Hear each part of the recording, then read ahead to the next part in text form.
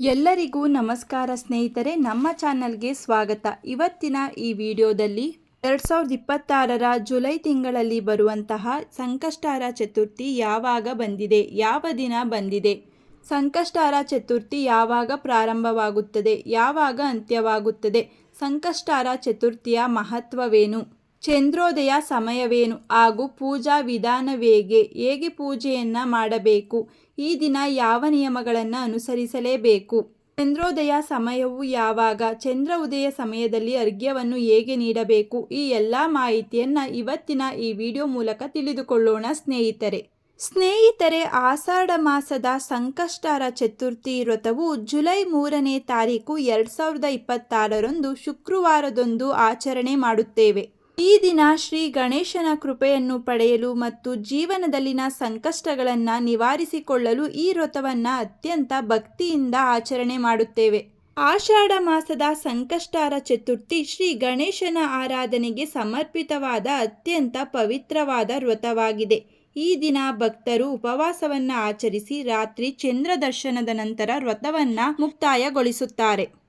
ಸಂಕಷ್ಟಾರ ಚತುರ್ಥಿಯ ಪೂಜಾ ಮಹತ್ವವೆಂದರೆ, ಹಿಂದೂ ಧರ್ಮದಲ್ಲಿ ಪ್ರತಿ ತಿಂಗಳ ಕೃಷ್ಣ ಪಕ್ಷದ ಚತುರ್ಥಿಯಂದು ಸಂಕಷ್ಟಾರ ಚತುರ್ಥಿಯನ್ನು ಆಚರಿಸಲಾಗುತ್ತದೆ. ಗಣೇಶನನ್ನ ಬುದ್ಧಿ, ಜ್ಞಾನ ಮತ್ತು ವಿಘ್ನ ನಿವಾರಕ ಎಂದು ಪೂಜೆ ಮಾಡುತ್ತೇವೆ.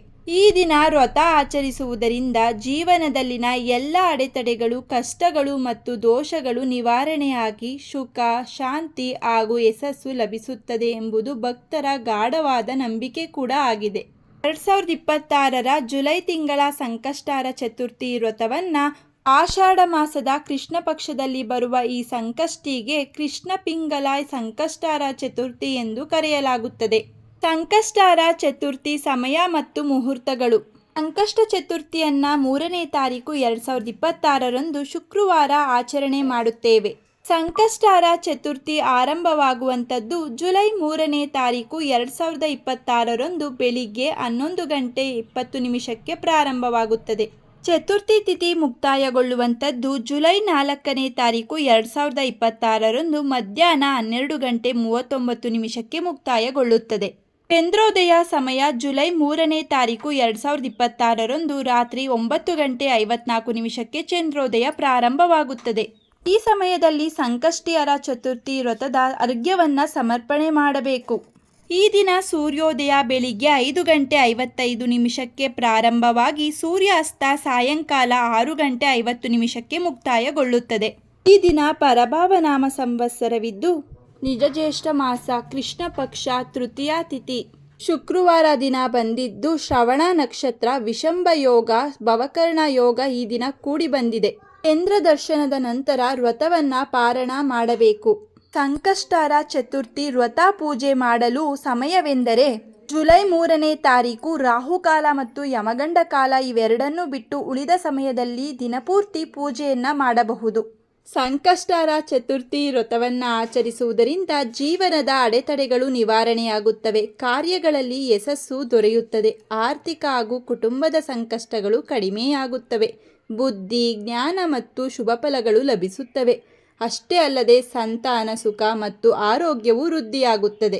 ಸಾಲಬಾಧೆ, ಶತ್ರುಬಾಧೆ ಮತ್ತು ಮಾನಸಿಕ ಒತ್ತಡವನ್ನು ಕಡಿಮೆ ಮಾಡುತ್ತದೆ ಹಾಗೂ ಶಿಕ್ಷಣ, ಉದ್ಯೋಗ ಮತ್ತು ವ್ಯಾಪಾರದಲ್ಲಿ ಯಶಸ್ಸು ದೊರೆಯುತ್ತದೆ.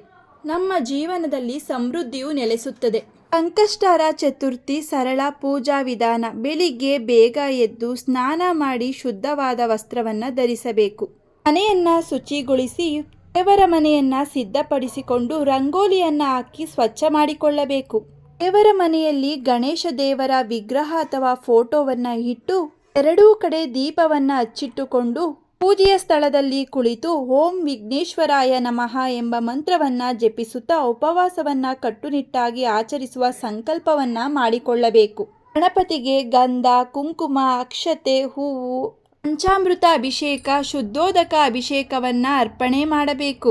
ಹೂಗಳ ಜೊತೆಗೆ ಗಣೇಶನಿಗೆ ಇಷ್ಟವಾದ ದೂರ್ವ, ಗರಿಕೆ ಹುಲ್ಲು, ಕೆಂಪು ದಾಸವಾಳದ ಹೂವುಗಳು, ಮೋದಕ, ಲಡ್ಡು, ತೆಂಗಿನಕಾಯಿ, ಬಾಳೆಹಣ್ಣು ಇವು ಗಣೇಶನಿಗೆ ಪ್ರಿಯವಾದ ವಸ್ತುಗಳು. ಇವುಗಳನ್ನು ಗಣಪತಿಗೆ ಅರ್ಪಣೆ ಮಾಡಬೇಕು.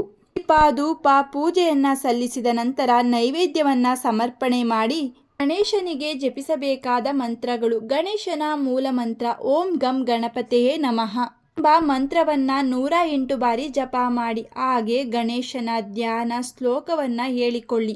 ವಕ್ರತುಂಡ ಮಹಾಕಾಯ ಸೂರ್ಯಕೋಟಿ ಸಮಪ್ರಭಾ ನಿರ್ವಿಘ್ನಂ ಕುರು ಮೇ ದೇವ ಸರ್ವಕಾರ್ಯೇಷು ಸರ್ವದಾ ಎಂಬ ಶ್ಲೋಕವನ್ನ ಹೇಳಿ. ಜೊತೆಗೆ ಗಣೇಶನ ಗಾಯತ್ರಿ ಮಂತ್ರವನ್ನು ಕೂಡ ಪಠನೆ ಮಾಡಿ.